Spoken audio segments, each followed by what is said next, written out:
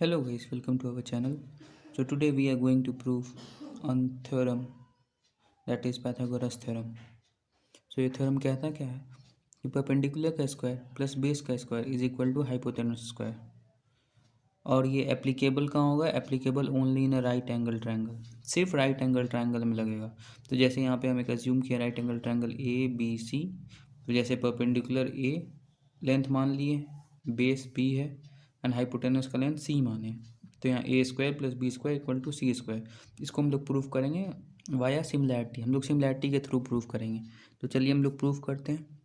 तो प्रूव करने के लिए सबसे पहले क्या करना पड़ेगा? एक राइट एंगल ट्रायंगल ड्रॉ करना पड़ेगा। तो ठीक है, we are going to draw a right angle triangle. ये लीजिए, मैंने एक राइट एंगल ट्रायंगल बना दिया। इसमें ये 90 डिग्री है, ये ए, ये बी, ये सी, और एक हम लोग एक परपेंडिकुलर ड्रॉ करेंगे। ये रहा इसका परपेंडिकुलर, ये भी 90 डिग्री है। तो मैं आपके लिए यहाँ लिख देता हूँ, क्या लिखूँगा? इसको मैं नाम दूंगा डी। तो B D is perpendicular on A C. A C पे एक परपेंडिकुलर डालना है। अब क्या, इस एंगल को हम अज्यूम कर लेते हैं थीटा। मैं लिख देता हूँ let angle C is equal to theta. Angle C क्या है? थीटा। अब देखिए पहले ट्रायंगल बी डी सी में ये एंगल थीटा है, ये 90 डिग्री है, तो बचा हुआ एंगल क्या हो जाएगा? 90 डिग्री माइनस थीटा। क्यों? Sum of angle of a triangle 180 degree होता है, आपने पढ़ा होगा। अब ये 90 है, 90 माइनस थीटा है, तो ये एंगल क्या हो जाएगा? थीटा हो जाएगा। और एक और ट्रायंगल बन गया, क्या? ट्रायंगल ए डी बी, इसमें देखिए एक एंगल 90, एक थीटा, तो बचा हुआ एंगल क्या हो जाएगा? 90 माइनस थीटा हो जाएगा। अब हमको बस सिमिलैरिटी लगाना, किस में? ये बड़ा वाला ट्रायंगल में और ये दो छोटा वाला ट्रायंगल में, एक एक करके सिमिलैरिटी लगाएंगे और अपना काम हो जाएगा। तो कैसे? सबसे पहले in triangle A B C and triangle, अब ए डी बी, इसमें देखिए बड़ा वाला ट्रायंगल और एक ये छोटा वाला ट्रायंगल। तो इसमें हम लोग लिख सकते हैं triangle A B C similar to triangle A D B. कैसे सिमिलर है? एंगल एंगल प्रॉपर्टी से। क्यों? एंगल ए देखिए इसमें 90 माइनस थीटा, तो इस छोटे वाले में भी देखिए 90 माइनस थीटा। एंगल भी 90 डिग्री है, इसका एंगल डी देखिए 90 डिग्री है, तो एंगल एंगल से हम लोग बोल सकते हैं सिमिलर है। तो सिमिलर है तो ये आपने पढ़ा होगा कि कॉरस्पॉन्डेंस या कॉरस्पॉन्डिंग साइड है इक्वल इन रेशियो। तो हम लिख सकते हैं A B by A D is equal to B C by B D is equal to A C by A B. इतना लिख सकते हैं, लिख सकते हैं। अब देखो इसको और इसको कंबाइन कर लो, तो क्या हो जाएगा? ए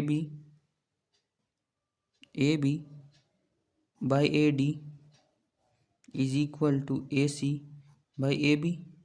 ये लिख सकते हैं हम लोग, हाँ कि नहीं? इसके बाद ए बी का स्क्वायर क्रॉस मल्टीप्लाई करोगे तो आ जाएगा A C into A D. ये इक्वेशन 1 आ गया। क्या समझ में आया? कोई प्रॉब्लम? कोई प्रॉब्लम है तो बताओ। कोई प्रॉब्लम नहीं। इसी प्रकार हम लोग एक और एज्यूम करेंगे, क्या? कि in triangle A B C and triangle, अब ये बड़ा वाला triangle A B C and triangle B D C, इसमें लेंगे क्या होगा? इसमें भी देख लिए ट्रायंगल ए बी सी, ये सिमिलर हो जाएगा ट्रायंगल किसके? ए 90 माइनस थीटा है, इसका बी एंगल देखिए क्या है? 90 डिग्री, तो इसका डी, और सी ये भी कैसे सिमिलर हो जाएगा? एंगल एंगल प्रॉपर्टी से सिमिलर हो जाएगा। तो इसमें भी लिख सकते हैं कि corresponding sides are in equal ratio, जो आपने 8 9 या 10 में पढ़ा होगा। तो A B by B D, या बहुत सारे बच्चे पढ़ेंगे, equal to B C by C D is equal to A C by B C.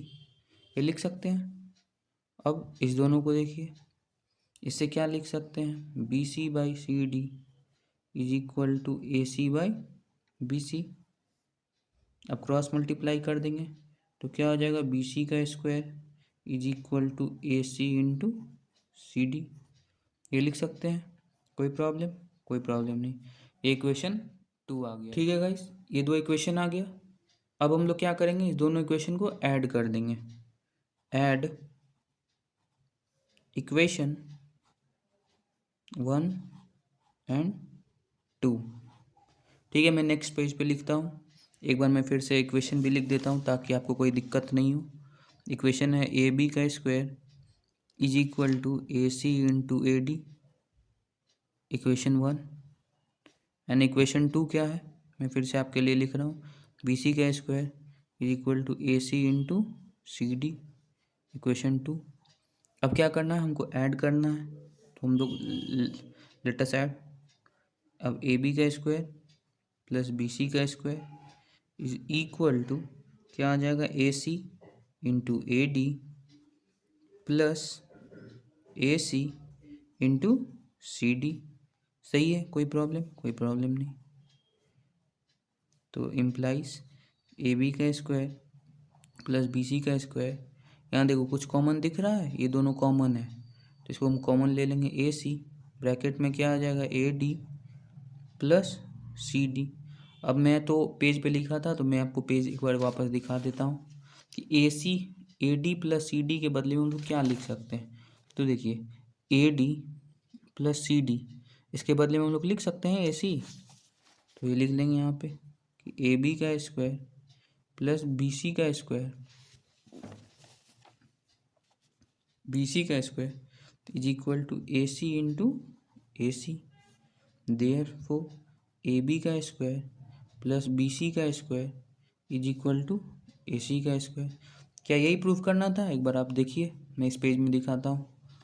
A B क्या है, परपेंडिकुलर, तो ए बी का स्क्वायर प्लस बेस क्या है, बी सी का square is equal to hypotenuse A C का square. यही hence proved. यही आपको पाइथागोरस थ्योरम है जो प्रूफ करना है शॉर्ट एंड सिंपल तरीका से। और इसमें अगर ए बी का लेंथ हम ए अज्यूम कर लेंगे तो A square plus B square is equal to C square. ये आपने सब जगह देखा होगा, पढ़ा होगा। तो ये एक बेसिक मेथड से आप लोग इसको प्रूफ कर सकते हैं। होप आपको ये वीडियो पसंद आया हो। Thank you guys.